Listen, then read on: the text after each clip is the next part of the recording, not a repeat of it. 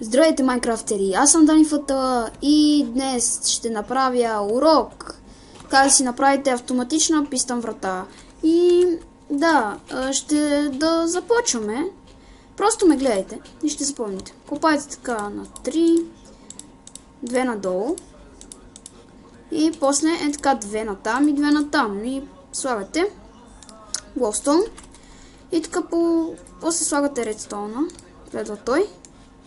Ето така, както аз го слагам, слагате го и вие. И после чупите тези под глоустоуна, слагате пак редстоун. И така. И сега от двете страни слагате по един редстоун торч. И тук, какъвто искате материал, просто слагате. Не е задължително да е дърво, но аз избирам дървото. После слагате 3 пистона. Ако искате, да може да са 2, както вие решите. Това е ваш избор.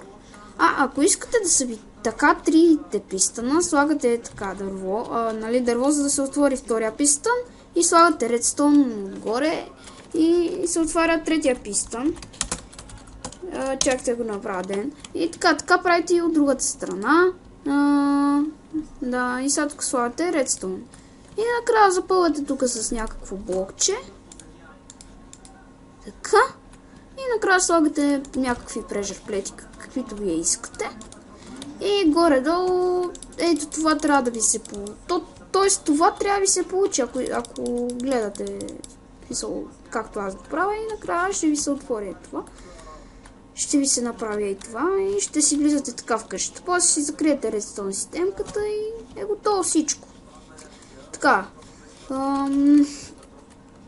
Надявам се, майнкрафтери. Да. Добре, майнкрафтери. Това беше от мен. Надявам се да ви е харесал урока и се надявам да го използвате. Добре, това беше от мен. И чао!